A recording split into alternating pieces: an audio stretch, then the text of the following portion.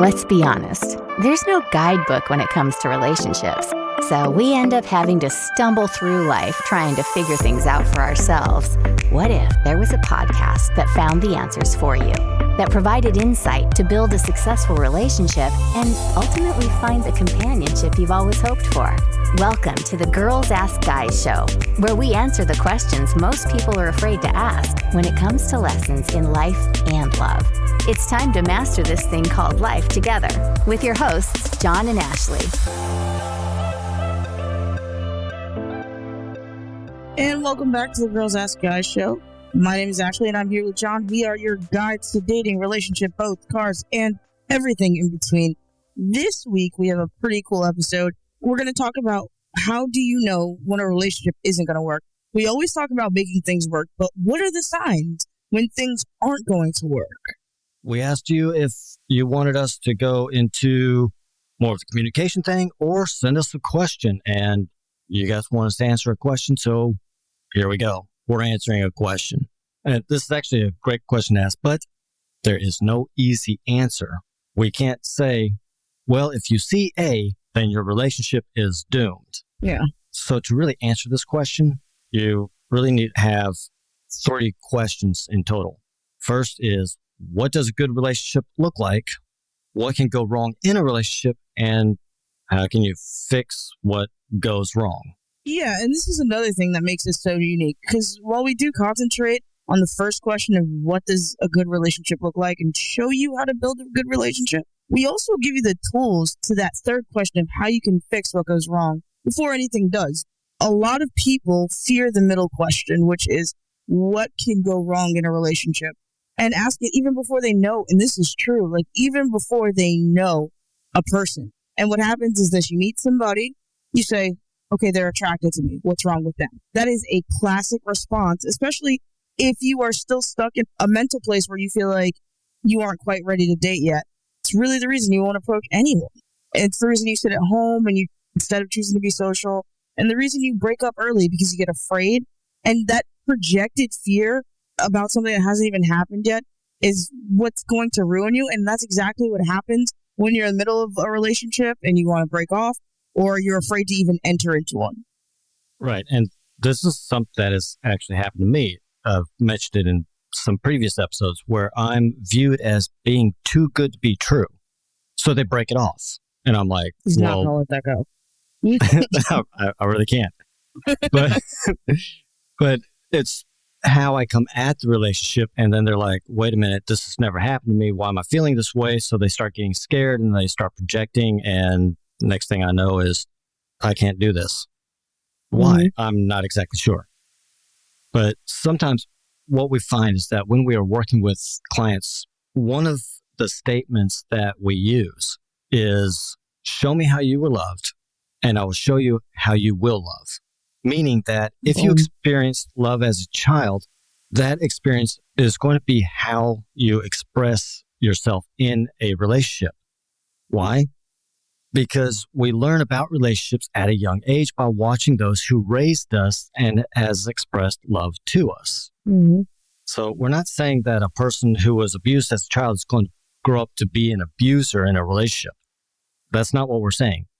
What we're saying is that a person who saw and experienced the passion and emotion at home as a child is more capable of doing the same in their own adult relationship.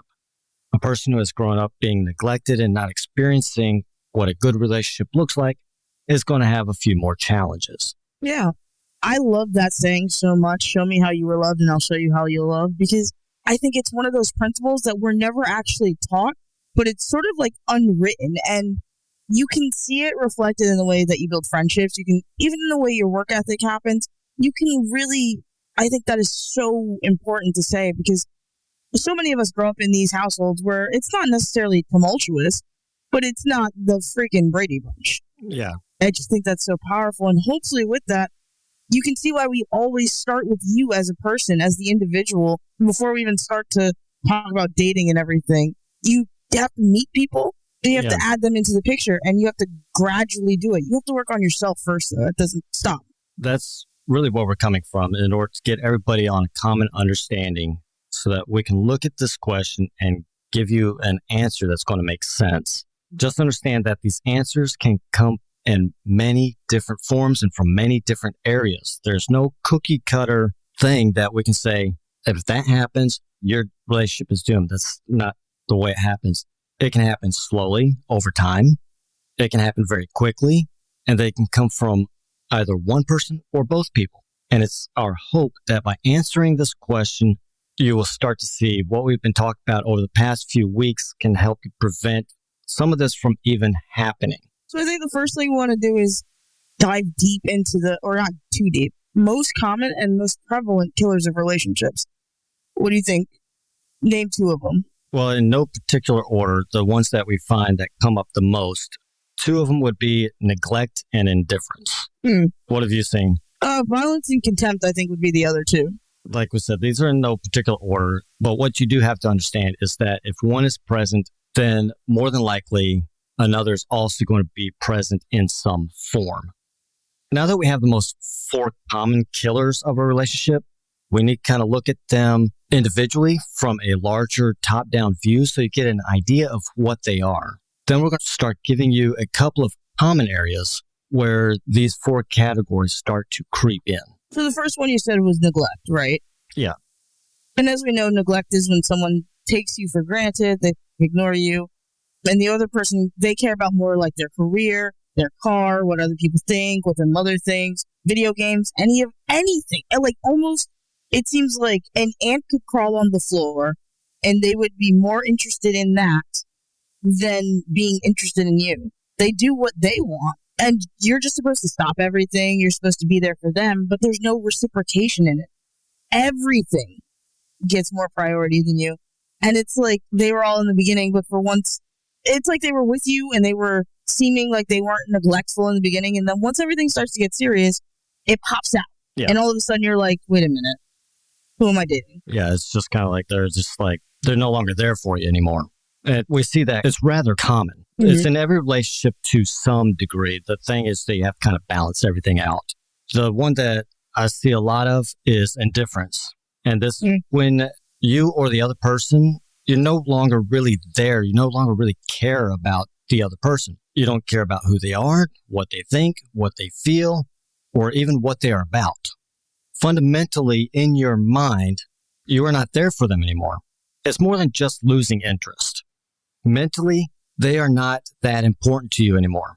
So you start to degrade them. Every little thing that they do, you kind of start picking at and start just, why did they do that? I told them that I don't like that. How come they do that? So you keep going, and pretty soon they no longer matter. You don't feel like you matter to that person because mentally they are just not there for you anymore. Yeah. And indifference is one of the harder ones to go through. Either you're the person who's being indifferent or being indifferenced, I guess. Yeah. It's a really rough emotional thing. But, violence is a whole nother subject, not just physical violence either. Physical violence, if you are ever experiencing that, I would like to think we're both going to say run, without a doubt. Yeah. If someone's harming you, run. If you need resources, reach out. But it's more than just the physical part. We're talking about the microaggressive stuff, like the petty things that just poke at your buttons, things that they know will hurt you, things they know will keep you down. Violence in itself screams manipulation. And no matter what, when you feel that, what's the word I'm looking for? Feel that little poke. Yeah, when you get that feeling.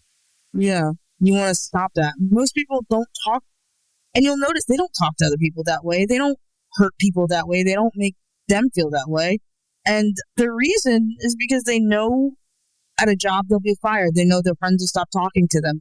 Because they've put you in such a position to trust them, it allows them to be able to poke at you. And if it stays microaggressive or verbal, sometimes it turns physical. Or if it stays physical, it doesn't mean it's going to turn verbal. But either way, violence is the one that I think it's the one that's me. I don't think you can survive in every single relationship. I don't think physical violence is something you should stay around for at all. And I'm not telling people how to live their lives. But I think violence is the number one target when it comes to looking for why a relationship won't work. It's like they'll go out and they'll treat other people, strangers, better than they will treat you. Because with family, it's harder to tear family down. family will put up with a lot more than a stranger would. Have them talk to somebody on the street like they talk to you, and they're probably going to get punched in the face. Yeah, exactly. But the one that follows after this, and this probably the biggest relationship killer there is contempt. This is the degradation or total dismissal of the other person. If you've been in a relationship like this, you say something and they kind of give you that gaze or that look, and you know that they think nothing of you. They just kind of give you that little crease in the brow, kind of give you that little slight grin, and you know in their mind you mean nothing to them. There's nothing you can do. There's nothing you can offer that will change their opinion or mind about you. It's tough, you know, like all four of these things I think are the top four, because when we go through each one of them, I'm sure we can both relate to either feeling or having felt those. And the reason that they're so prevalent is because they're extremes. Neglect is an extreme. Violence is an extreme. But it takes people getting to that point to realize their relationship doesn't work. And hopefully you see how each of these play a role or development in each other. Yeah. Hopefully you can see like how each of these plays a role in ending a relationship or developing the end of a relationship, and why they can't exclusively be present without the other. You can't have violence without contempt. Yeah. And these can work from starting off very, very small. Okay, well, it's a one-off. But then as the relationship keeps progressing, it becomes more and more apparent. But it started so slowly and so small that you miss the graduation of it. Right. Like with neglect, they become more involved in tending the yard. Oh, I'll be with you in a minute, or I'll be with you in 5 minutes. And 2.5 hours later, they're finally finished with the yard. Yeah. So now the question becomes, how do we get to this after being so in love and all over each other in the beginning? Yeah. Well, like we said in the beginning, it goes back to your childhood and those who raised us. While in some way, some people, they're like, I'm nothing like my dad. I'm nothing like my mom or that person or those people. They're still the foundation of what you learned and experienced relationships. The good, the bad, the ugly, everything about it goes back. So we're going to start from the now, and then we're going to go back. Yeah, it's quite simple. Of course, if you endure abuse, you're going to want to distance yourself from that person who's put you in that predicament. But it's true, it all does go back to your child. And I'd say one of the ways people get to the point of one of these areas is that you become embarrassed and ashamed of ourselves. Like when we do things and we start to feel things and we don't want to show it. So it's like shame. I guess shame is the ultimate. Yeah. Shame is the common denominator between all of these. And then we want to hide it, and we want to hide that fact consciously and unconsciously, I'd say. And we hide it through whatever way we hide it. And it becomes one of these four things. Yeah. So you get embarrassed, you start to feel shame. And instead of being able to acknowledge and communicate, you hide behind violence, you hide behind neglect, you hide behind indifference. They like disassociate. They start blaming their partner. Yeah, there we go. It happens to be one of the more popular ways that people hide their actions. There's a lot of ways that people go through and they try to not own their own shit in the relationship. Yeah, it's never their fault. It's a trauma, or it's your fault for making them feel that way. It's the bus driver's fault for being 5 minutes late. It's never them. They are perfect. Exactly. It's never them. God forbid. And that's one of those manipulative tactics that is also used. Now, there's a lot of bullshit out there about relationships are primarily all about sex. If the woman wants to keep the man, all she needs to do is have sex with him. She needs to give up the magic hoo-ha. That's it. If a man wants to keep a woman, he needs to come with a lot of money. Yeah. Bahul shahit. If you believe that, go somewhere else. You do not belong here. So we're not going to teach that. Yeah, no, there's no way. If sex fixed the world, we wouldn't have fucking wars. If money stopped women from getting beat the fuck up, we wouldn't have NFL players being locked up. What keeps a relationship going is being healthy. Sex and money may delay the process of getting divorced, but it certainly doesn't stop the violence or stop the neglect or stop contempt. Yeah, there's, what is it? The divorce rate right now is around 50% for first marriages. Mm-hmm. It's upwards of 65% for second marriages. So if that stuff actually worked, the divorce rate would be down to next to nothing, especially if we go back in time. The truth of the matter is that while contraception, however ineffective it used to be, has been around since 3000 BC. Don't believe me? Go look at the architecture in ancient Egypt, right there for you to take a look at. In many parts of the world, even today, sex is about procreation and it's viewed as a marital duty for the woman. It doesn't matter how she feels. It doesn't matter if she wants it.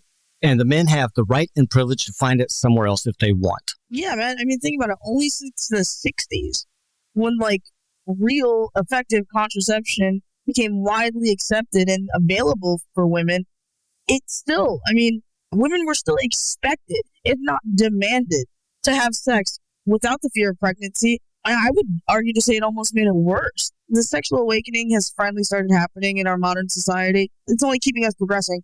But even as far back as 50 years ago, women were still expected to sleep with their husbands, regardless of if they wanted to or not. And if they didn't, they were ruining their marriage. Right. And even now, the sex in itself is continuously taking on new meanings as more effective contraception continues to become more available. Women now, they can get the shot underneath the arm and it just continuously releases the contraceptive. But part of that new awakening and meaning today is I choose you because you make me feel good. You give me butterflies. I'm attracted to you. Yep. Then we have that but part that comes in. When we no longer have the butterflies or the attraction starts to wear off, we start thinking, well, we don't love this person or that person. Do they still love us? So that whole doubt starts to come in. And that's where we start going into the neglect. We start going into the indifference and possibly even the violence or the contempt starts to set in little by little. This is the reality of relationships that are purely based on sex alone, and they don't work long term. I mean, we've all had that. You call it an F-buddy. It don't work long term. Either A, somebody's going to catch feelings, or two, you just kind of get indifferent toward each other. You stop to care about each other. And the truth really comes down to this. Long-term relationships are based on only one thing, and that is desire. We covered this a week ago, but you guys get it. You guys know how to build desire. Go back, listen to the show. Understand what desire is. But when you think about someone who's been married for 20, 30, 40 years, they still want that person. They may always love that person, but they definitely still want that person. Right. In long-term relationships, the sexuality takes place because you feel like it and you want to. Right. Not because you have to or we need more kids. The only reason couples keep having sex after the children are raised and they've left the house is because they feel like it. And hopefully it feels good. They have a connection and it's for each other. I guess the question now becomes, how do you navigate finding the person who hits all the points with you and you want to be with for the long term? I mean, that's a question I think a lot of us ponder, especially when you're over 25, you're not married. You really start to think about, who is this person? How do I want them? How do I find them? How does this play into a relationship that may not work out? Right. And now that we've got time to go into all this, let's do it. This is why we're revamping everything, guys. This is why we're revamping our course, because we're going to make sure we include these parts. That is the reason this course is going to be so, I don't want to say intricate, but it's definitely not difficult. This is why this course is going to be so in-depth, because we're going to make sure that we hit every single point you need in order to not only be successful by yourself, be successful with another person, be successful together. Right. And we're going to take a step back. Now we're going to show you how this stuff fits together and where all this stuff can creep into your relationship and you're not really sure where it all happens. So one of the big things, and this was research that is championed by Dr. Wednesday Martin and really a list of 30 other researchers. This stuff goes way back. But Martin, she attended Yale and she studied anthropology, so she comes from that historical perspective along with psychoanalysis. And her research showed that it is women who become bored faster in monogamous relationships than men do, contrary to popular belief. It's usually the man who cheats. He takes off real quick. Wrong. It's actually the women that become bored faster with monogamous relationships. However, this does not mean that it leads to infidelity. Let's not go there. Just because she lost interest doesn't mean that she's going off to sleep with the milkman. Not what we're saying. It's just that women tend to crave novelty, variety, and adventure. And as time progresses, after a year, 2 years, 3 years, remember when we mentioned that the average relationships last about 3 years? Here you go. After a year, 2 years, 3 years, the man stops providing that novelty, the adventure, and the variety. So she loses interest. She gets bored. The libido drops. The woman is no longer able to go to that place in her mind to trigger the desire. Yeah, that sounds about right. I also think men are able to stay interested longer in the sexual desire. It could be the experience or the fact that they just have someone to have sex with. I mean, men are quite simple. Quite kind of simple, way. yes. It's just, yeah, like, you're like, oh, you'll have sex with me 3 times a week. Stay. Yeah. And the reason's but the fact really does remain that women's desires tapers far much faster. And it's very true. Women do get extremely bored very quickly. Men are like, ooh, routine and sex? Look at that. And dinner? Yeah. We're good. The mistake that is commonly made, though, is that this tapering of desire is that a woman can care less about sex. And as a woman, I can guarantee you that's not true. Yeah. Rather than it's about sex they can have in a committed relationship, which is often not interesting enough for them. They're like, okay, we don't want to keep doing the same thing over and over. Can we, like, I don't know, let's do it on one foot. Yeah. Yeah. Like nothing crazy, but like something different. The romance, the novelty, the mystery, or the variety, it's just disappeared as time has progressed. She doesn't want foreplay or romance 5 minutes beforehand. She doesn't want her partner to look at her and say, hey, want to fool around? As if it's some kind of afterthought because they got bored. There's nothing on the 175 different channels or YouTube that they haven't already seen. So, hey, let's kind of do this thing. I mean, they might have so funny. I mean, they might have the stability and the security and the feeling of permanence in the relationship, but they're missing the excitement and the playfulness that they desire. Yeah, and when that desire begins to disappear, or there was never really any to begin with, we start to fall into these traps. And love is about caretaking, as we both know. Love is about needing. But desire, on the other hand, it's about wanting. Desire doesn't need to be taken care of, because if I desire you, I want you. I'm choosing you. To an extent, my soul needs you without sounding incredibly dramatic. But love is something you can feel with anyone you feel close to. Yeah, love is about taking care of somebody else. Desire is about wanting somebody else. Yeah. And like we described in our last week's show about building that desire, go back and listen to that show and you will know exactly what we are talking about here. Now, part of the contribution to falling into one of these 4 category traps, here's a very good for instance that probably a lot of you have either experienced or you have done. Let's say you go to work or you go to some function and you're awake, you're well dressed, you're presenting your best self to everyone around you. Then you get home and your partner gets whatever is kind of left over. You're tired, you're mentally exhausted, and all you want to do is rest. There's no romance, there's no playfulness, there's no excitement, there's no togetherness. Everything that you had, you gave to other people, and there's nothing left for your partner.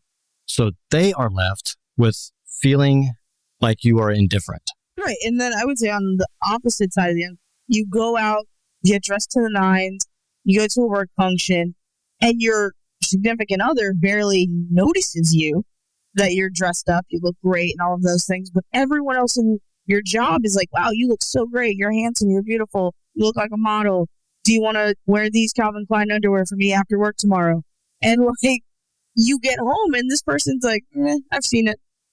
Yeah, there's just nothing there. So think about it like this. Just because like sex that's tried and true and it works, it's not necessarily interesting enough to keep things going, but it still works. Whether you're bored or not, you're still like, well, we had sex. We did it. High five. Yeah. Well, okay, that was good. Yeah. Scale of 1 to 10. Like 4, but I'll do it again on Tuesday if I have to. Yeah. Kind of gets that physical need out of the way, but there's nothing mentally going on. Right. You're just not really there. You're there physically, but mentally you're kind of going over your shopping list and work schedule for tomorrow. You're really making sure you did your homework that night, right? Yeah. Like you're just double checking every fucking thing. Oh my God. Yeah. So the other big pitfall that people wander into is expectation instead of appreciation. Now, this is one of those kind of fix it kind of things, but it's one of those warnings that sets in early. Expectation is nothing more than resentment in the making. So if you and your partner has an expectation that you or they are accountable for something, and all you hear throughout the day is, well, did you do this? And you need to do that and do this and take care of that. And there's no thank you. There's nothing there. And eventually what happens is resentment is going to set in. Right. With appreciation, you take notice of the person who is standing before you. You thank them. They took care of something. You thank them. It's one of those things that as we get older and older, we don't thank people enough. Yeah, the world at large. So. The other day, I had one of the cocktail waitresses came past one of my checkpoints, and I opened the door for her and I held it open because she has this huge tray filled with drinks and everything, and trying to open with one hand, walk around the door without hitting the tray. And she was like, well, thank you. Every time she came through, I held the door open for her. When I got relieved off my checkpoint, the person that replaced me, they didn't do that. They just sat there and watched her kind of struggle trying to go through the damn door. Of course. God forbid. Yeah, I come back to my checkpoint and she's like, you're the only one that holds the door open for me. Thank you. I really like it. And what this says is that you know that this whole thing is not a given. This whole relationship is not a given. It's not just going to happen on its own. You are not owed everything. Everything that I receive is because you care about who I am. Exactly. And I think when you get comfortable in a relationship, I think the first 90 days of a relationship set this sort of standard. And because, let's say, you're going through something and you're maybe a little more agitated and you aren't doing as much, people start to get critical. Instead of saying, hey, are you okay? Let me help you. I appreciate that you're still doing things even though you're going through something. Or vice versa, where they're super critical to you to the point where it feels like you can do nothing right. And it's crazy. And I mean, like you said, even in the world, people aren't appreciative enough. We have a whole hiring deficit right now where people aren't going back to work because they work thankless jobs. Exactly. And that's a relationship all on its own. If you want a good relationship, you need to appreciate having one instead of being hypercritical while you're in it. Yeah, I was sitting in dispatch the other day, and our dispatch area for security sits at the main employee entrance. And people are just coming out of the hotel casino area, and a bunch of them, they're just like, hey, how you doing? They'll stop by and they'll ask questions. They'll chat for 20, 30 seconds and then go about doing whatever they're doing. But the amount of people that come up and just check on how I'm doing, how my day is going, if they can do anything for me. One of my supervisors sitting there, dude, how many people do you know? And I was like, I've lost count. Right. Seriously. And it's because I go around and I engage with people day after day. Hey, you look nice. How's your day going? Thank you for taking care of that for me. You didn't have to, but I appreciate it. Just a little bit goes a tremendous long way. Tremendously long way.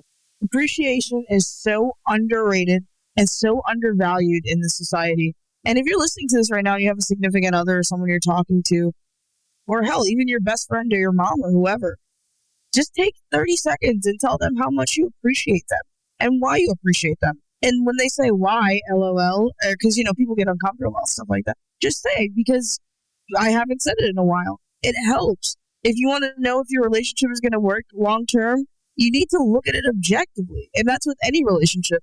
Have I been appreciating this person? Have I been neglecting this person? You need a way to look at each stage of that relationship to see if the person you're with is meeting you where you want to be. Are they appreciating me enough? Are they hypercritical of me? Are they someone I want to share good news with because I know they'll be happy for me? Or are they someone I share good news with and I think they're going to one-up me? These are the questions you really need to ask. Are they willing to have discussions that allow you to get to know them? Can you pour your heart out to them and they know everything about you? What do you know about them? I've been in relationships where I realized, oh my God, this person could ruin my life because they know so much about me and I know absolutely nothing about them. Right. And do you guys truly want and desire each other? Right. And for myself, I have this checklist that I go through. And it sounds over analytical. I'm an analytical person. Sounds like you. But I do, when I'm going out with somebody, during the first 90 days or probably even the first 6 months, I kind of look at where I'm at. Because one of the questions I got the other day is, well, when do you know when the right time it is to drop the L word? Well, for me, I go through these stages. First, the person has to actually catch my attention. And then there has to be attraction. And then I move from attraction into curiosity. I want to know a little bit more about them. Then I get to this point of infatuation. And that's really that whole honeymoon phase where you just want to spend time with them. You want to really get to know them. You start opening up and start sharing more. And then you get to the whole L word thing. That's the commitment phase. But I kind of look at where I'm at. Okay, am I still curious about them, or am I really infatuated with them? Am I constantly thinking about them and constantly daydreaming about them? Okay, that tells me I'm in infatuation and I'm out of curiosity. But I'm not to that stage where I'm actually going to start dropping the L word yet. I'm not there yet. Right. And are they where I'm at? Are they sharing as much as I am sharing? Because if they're not, I'm not there. So that's kind of how I balance stuff out. You have to have your own kind of checklist. And if you can't get to that point within a reasonable amount of time, it's probably not going to work. At most, you might end up with an ambiguous relationship where you're just kind of comfortable, but you're bored and you're left wanting. The desire is just not there. And it could be that the person just is unaware. So always make sure you're having that conversation. Make sure, are you comfortable having this kind of conversation with somebody? Because if I'm dating you for 6 months and I feel like, hey, we should probably be here, but we're here. Do you have any idea as to why? And the person just blows up on me or like freaks the fuck out, then we already know why we're not there. And we're probably and most definitely never going to get there. But if I have the conversation, I say, oh, I felt like we were there. Sorry if it seems like this on my end. I'm just doing this and this and this or whatever. Then I know that this person and I just need to work on our communication. Right. And that's simple. And probably the hardest part for us is when we're working with couples who they've been married for a while or they're engaged or they've been in a relationship for a while. And they're looking at trying to put that spark back into their relationship. We start going through this section right here and they start discovering I'm really not that in love with them anymore. There's no desire. Okay, well, why isn't there desire? And they can't put their finger on it. It's just not there. And when we start going further back, we're looking at their previous relationships. There's no desire to begin with. And it's really hard. It's a very difficult thing. And it's very, I can't tell you how uncomfortable it is for me to be sitting there across from two people that are looking to try and put a spark back into a relationship that wasn't a relationship to begin with. Yeah, it wasn't even there. Yeah, it's horrible and it's heartbreaking. So if you're in a relationship and you want to know how to put that spark back in, you need to listen to last week's show. And if you went through that and you're still kind of, I'm not sure if this is the person for me, you need to have your own set of guidelines, your own checklist. Right. And that is a completely different show. I'm not even sure if we can actually put it into a show so that it would actually make sense. Right. We'd have to like give you guys a checklist example or something. Yeah. It's one of those things that's going to have to be in the course in order for you to like understand how to put that thing together for yourself. Hopefully the little thing that I just gave you about what I do personally can point you in the right direction. Right. But that's pretty much all I have for this one without going off on a tirade. As always, don't forget to like, rate, share, subscribe, tell your mother, tell a friend, tell everyone you know about the show. I mean, we have been doing numbers that are greatly surpassing our expectations to a point where we're texting each other about them. Keep leaving good comments because we freaking love them. Every 5-star review makes us super happy. Anything less than that, keep it to yourself. No, I'm just kidding. But realistically, if you want to reach out to us, we have a website. We have Girls Ask Guys Show Facebook, Girls Ask Guys Show Instagram. There is pretty much every way possible to get in touch with us. And if you have any questions, if you need any resources, make sure to let us know. Keep a huge lookout for our new course, our new website, everything we have going on. I don't think I missed anything, did I? Not that I can think of. I just want to give a shout out to that last review that we got where they said that we are one of the best dating podcasts out there. Absolutely. Shout out December Love. Yeah. And we start getting more of these in, we'll probably start giving some shout outs out. But yeah, she really likes our grounding and our no bull delivery. Yeah. And our cadence, which I thought was interesting. Really, the no bull delivery. Yeah, we're not helping anybody if we're giving you a bunch of bullshit.